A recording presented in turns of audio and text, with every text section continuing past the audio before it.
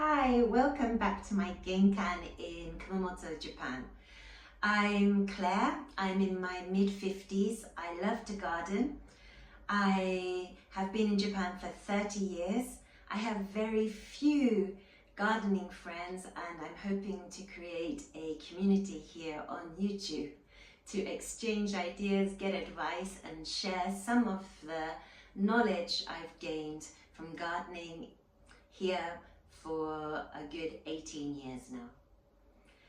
I chose to do a YouTube about the weather today. Basically today is September 1st and August has been an absolutely horrific month. It always is a hard month to live in Japan. Anybody who says that August isn't hard is either living in the mountaintops or is lying, because it is over 30 degrees every single day of August, unless it's raining. It is usually about 35.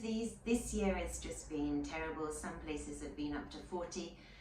It is, the problem with it being over 35 is not that it's 35 degrees, but the fact that the temperatures don't drop at night. So you're still looking at temperatures of 27 or 28 degrees at night at the beginning of August. And now we've gone down to about 26, 27. So there's barely any change from the heat. Like before 10 o'clock, it's already back to 29 degrees. You just don't get that gap between the day and the night in August in Japan. Plus, the biggest killer, literally the biggest killer, is the humidity. It is often over 80% humidity in Japan in August. So for anybody that doesn't live in a humid country, and I sometimes hear British friends say, oh, you know, it's the humidity that's the killer in the UK.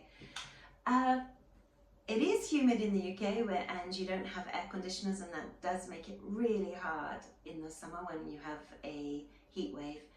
But here it is so humid that if you do anything, you literally are never dry.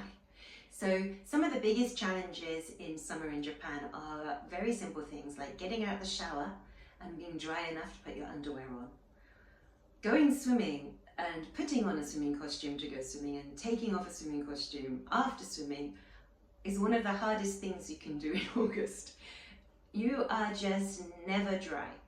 So if you've been out in the garden, you are wet through, and it doesn't dry off unless you come into the house, you sit down in the air conditioner and you wait for your body to come back to a normal temperature.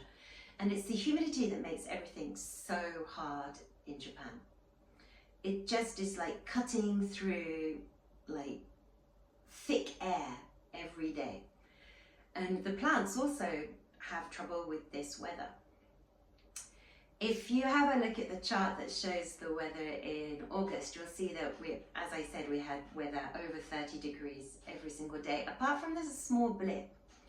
Now that blip, we had torrential rain.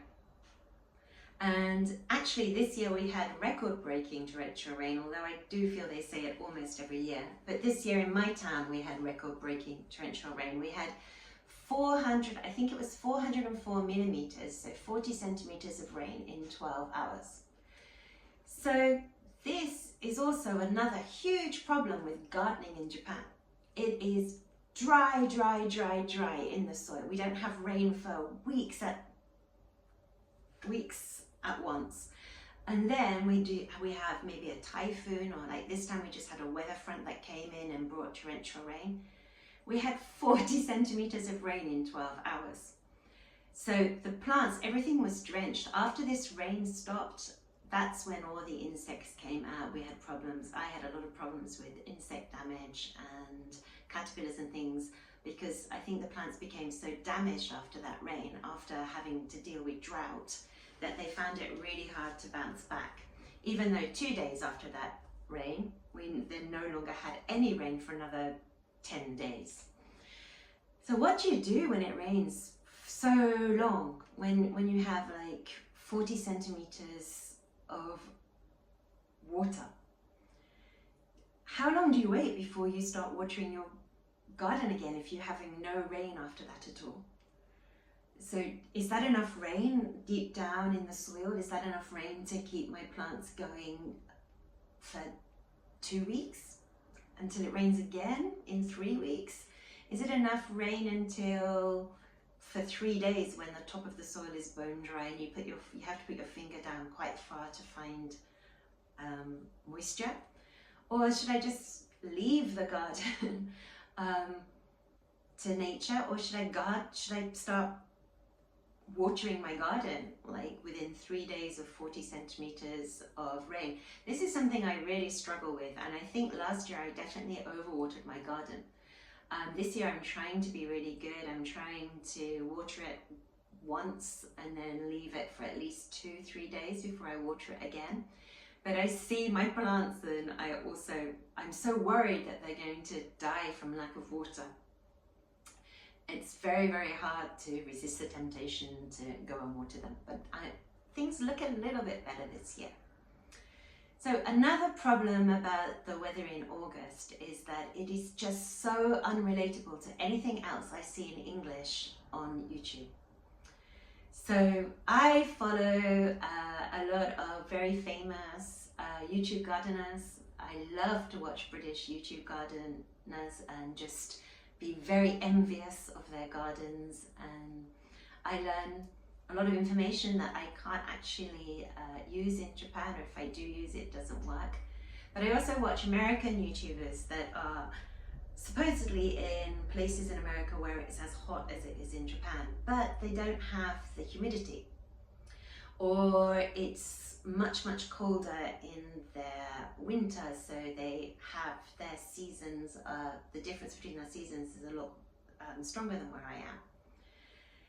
So watching YouTubers often has me laughing or just crying, especially when I see beautiful gardens in August. I just don't have that in August. I really, really want to do a garden tour. I want to show everybody, now that I've started my YouTube garden, my YouTube channel, I want to get out and I want to show you my garden, and I want to get advice, and I want to try and connect with people.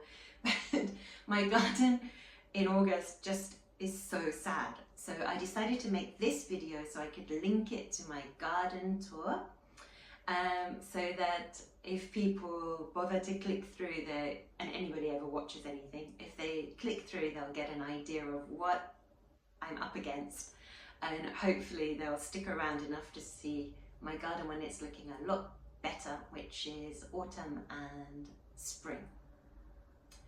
I do follow Japanese YouTubers, and I have some YouTubers that I really like in Japan, and I get a lot of plant ideas from them.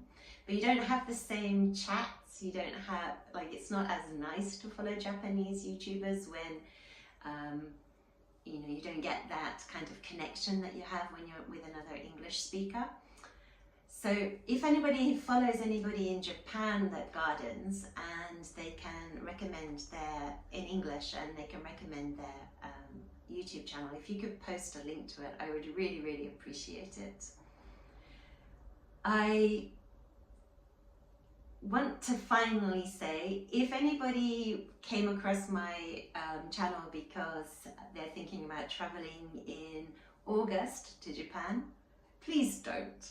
I understand it's the summer holidays, and it's a perfect time to come because you need time to get over the jet lag, and if you're going to come to Japan, it's so far from the UK that you should come for 2 or 3 weeks. But August, I don't know any British people that have visited me anywhere near, like, between July, August, September, and not complain constantly about how hot they were. It is so hot. Japan is not at its best in the summer, although you do get the festivals and things like that, but it is very, very humid and very, very hot. If there's any chance that you can come at all in Easter break or in autumn, I really, really recommend coming then. Even in December, our winter, especially where I am down in Kyushu, is blue skies and nice bright days. Much more of that than you would have in the UK. And there's less of a difference between the length of the days for me in the winter compared to the UK.